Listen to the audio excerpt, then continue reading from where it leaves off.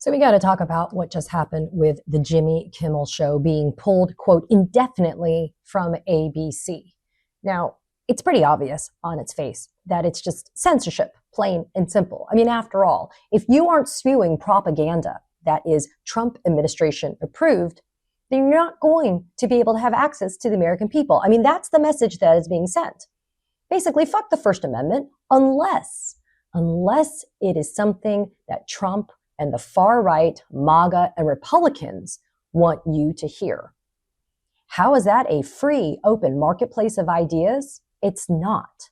When somebody like Fox News host Brian Kilmeade can go on a national news program and call for the wholesale extermination of homeless people with mental illness that are living on the streets, and then after a huge public uproar and backlash, he gives this meek, lukewarm, not even lukewarm, milquetoast apology, which wasn't even a real apology.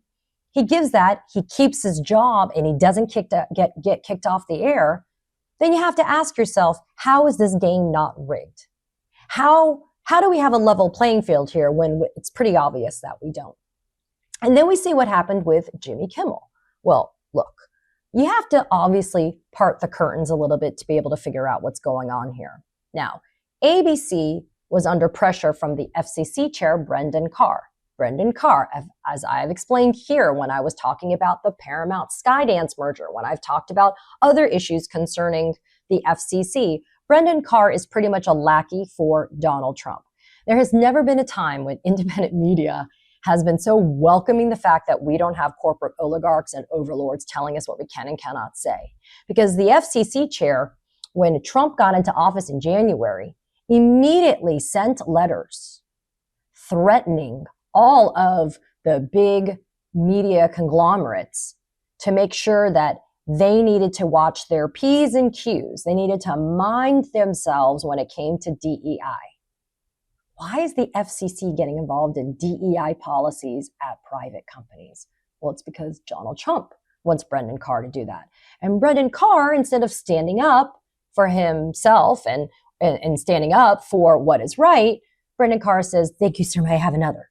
So this past Wednesday on Benny Johnson's podcast, the FCC chair, Brendan Carr, he went on Benny Johnson's podcast and he basically said, concerning ABC pulling Jimmy Kimmel off the program, right? Carr said, quote, we can do this the easy way or we can do this the hard way. Now, putting aside that sounds like a very cheap version of the mafia there, that was an obvious threat to ABC that if it didn't comply and pull Jimmy Kimmel, then it would have serious problems. And for those of you that are wondering, well, what the hell can the FCC do? The FCC can do a lot. The FCC can pull licenses. The FCC can make your life a living hell when you're trying to run a media operation. How do we know that the FCC continues to meddle in things? Well, you remember I covered here at the Katie Phang News Channel at least a few times the Paramount Global Skydance merger.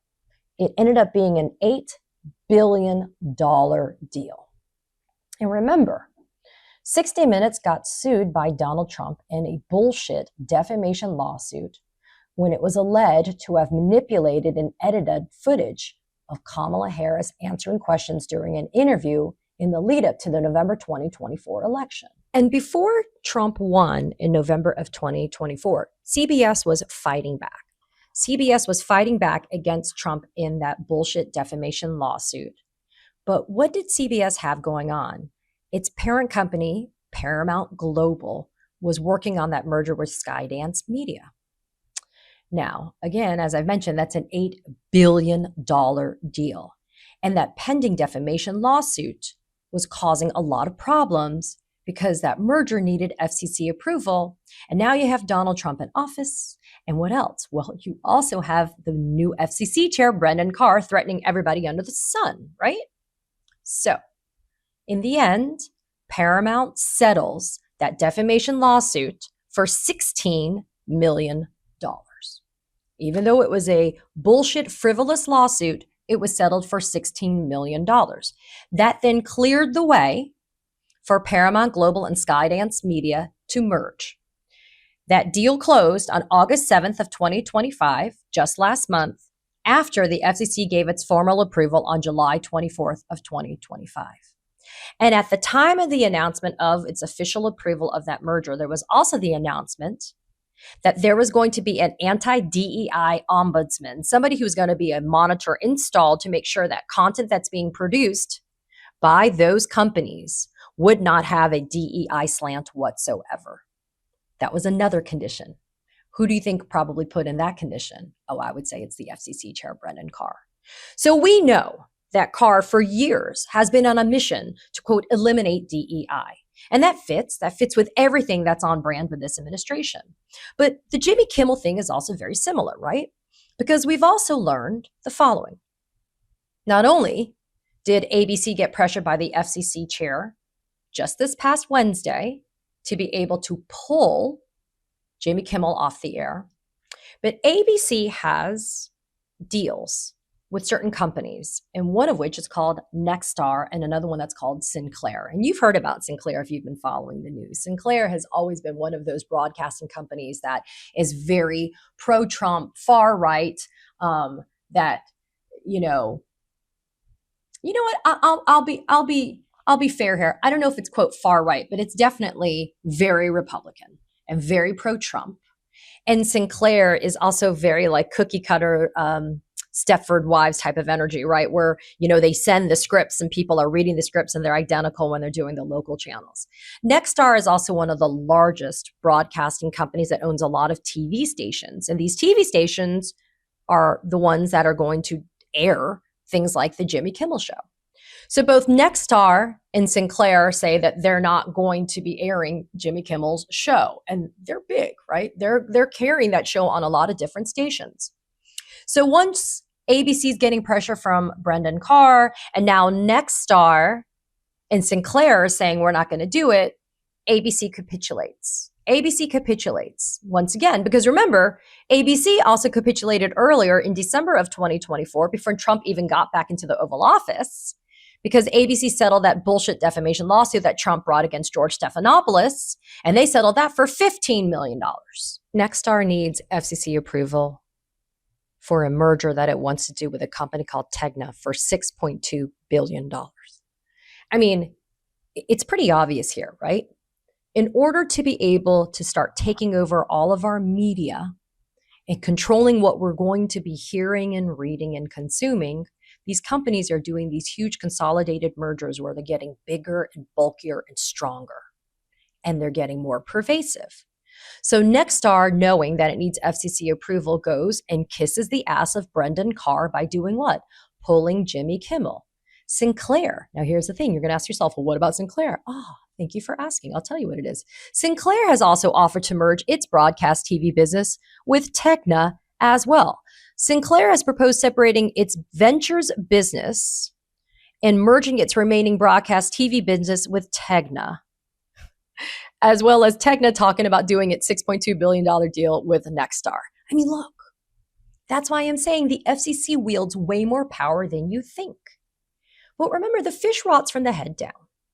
And if Donald Trump wasn't instructing, ordering, sending these directives, and influencing people to decide to make these shitty decisions that clearly are just there to further propaganda, then we would be okay. If you had independent thought processes, if you had independent thinkers that were doing the right thing and respecting the First Amendment, you wouldn't be having this happen.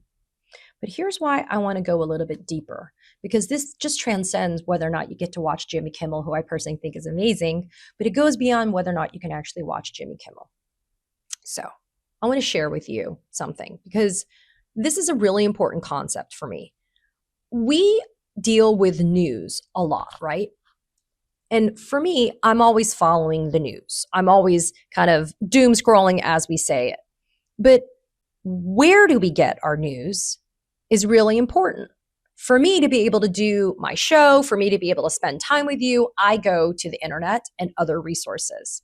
And these days, you want to make sure that the information you're getting, that it's unbiased.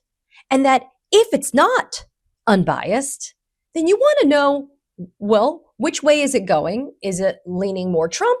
Is it leaning more left? Is it down the middle? Who controls it? Wouldn't you want to know whether or not it's something that's being dealt with from Paramount now that you know that they had that big merger, or maybe even if it has something to do with Nexstar or Sinclair? There's actually a resource that I'm using right now that has been amazing. And you might have heard of it already from my brothers at Midas, because it's pretty incredible. It's called Ground News. And Ground News is an app, and it's so easy to navigate. It's a website, and it basically is a data aggregator. It aggregates all this information. So it's articles from across the world. And that's important because you guys know how important I think international journalism is as well. So Ground News actually takes articles from around the world, aggregates it into one place, and it's very clear and easy to use. It tells you the content, it has links to the articles, and it tells you if it's on the left, in the center, or to the right. It also tells you information like who owns the media outlet. And it's rated by 3 independent news monitoring outlets. It's not me. It's not ABC or whatever. These are independent news monitoring outlets. And this is why it matters. It lets you decide based upon knowing who's funding these conversations, and where these outlets lean. It lets you decide how you want to discern the information that you're using. You're using your critical thinking skills, courtesy of Ground News, to be able to determine what your own conclusions are going to be. So I wanted to bring Ground News to your attention because I wanted to show you something that was really important. So I went and used my Ground News subscription, and it was really critical because it also helped me get to the bottom of something that I wanted to share with you. So I was really concerned about the Department of Justice very quietly removing a study that shows that the right-wing attacks outpace those that are done by the left. And the reason why I wanted to share that with you is because if even the places that maybe the media go to get their information, like the Department of Justice federal agency websites that you thought would be on point and true and staying the course, if we can't even trust those anymore because of this administration, then we need to be incredibly careful. And so let's talk about the substance of it, right? So this study was published in 2024, and it was entitled What NIJ Research Tells Us About Domestic Terrorism. NIJ stands for National Institute of Justice. And here's what the study, if you were able to find it on the DOJ website, but it's been pulled as of this Friday, right? But this is what it would have said. Quote, militant, nationalistic, violent extremism has increased in the United States. In fact, the number of far-right attacks continues to outpace all other types of terrorism and domestic violent extremism. Okay, that's important information.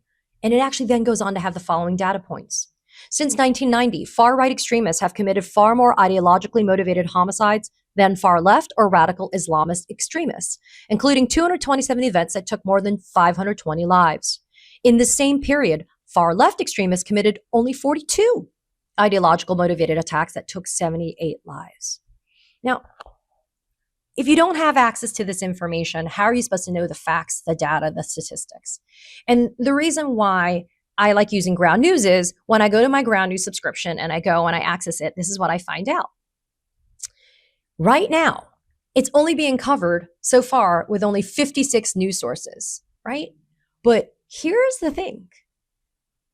It's the bias breakdown on it is almost non-existent. Why? Well, because it's not being covered, people. It's not being covered. What do I say by that? Right now, you only have a certain amount of information that is being covered on the right. Of the 56 articles, there are, quote, 20 that are on the left, 18 down the center, and on the right, only 4. Only 4 articles that are deemed to be read by the right or being leaning towards the right are actually doing this. And this is really scary, right? Because when you see that, number one, it just goes to show that the people that probably need to hear this information, they're not getting this information. And number two, we know that it's not being covered well and accurately. Because if you look at one of them here, one of them called Newsbuster says, Kimmel Colbert pushed misleading study to claim violence is mostly on the right. What do you mean? It's not a misleading study. The numbers say what the numbers say. So Ground News, it helps make my life easier. It helps me sort through this information, right?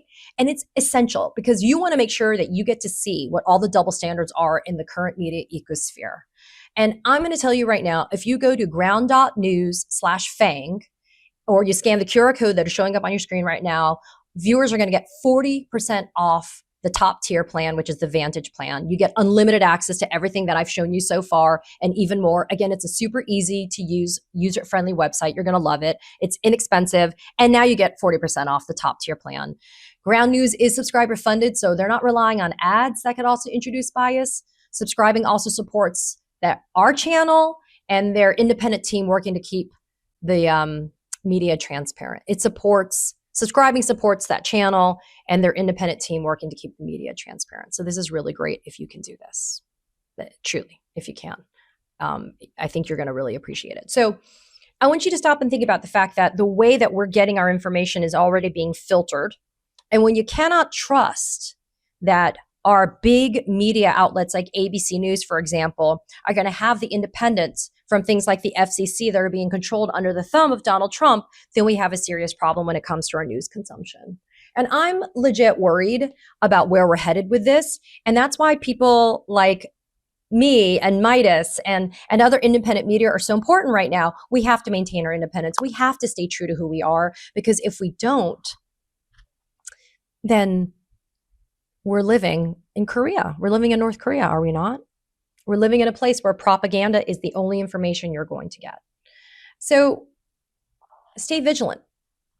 Stay vigilant. Show your support for people like Jimmy Kimmel and Stephen Colbert and others. Give some thought too. There's also all of the teams, the production teams, the writers. There's a lot of people that are impacted by this. And we're all under attack these days, and we have to stand in solidarity and we have to support each other. I know I'm here to support you, and I'll see you on the other side. Katie Phang here. We launched the Katie Phang News Channel in partnership with the Midas Touch Network so we could bring you the latest in legal and political news. Straight, no chaser. So if you're a fellow truth teller, hit that subscribe button and share the word about this channel so we can build a high information America together.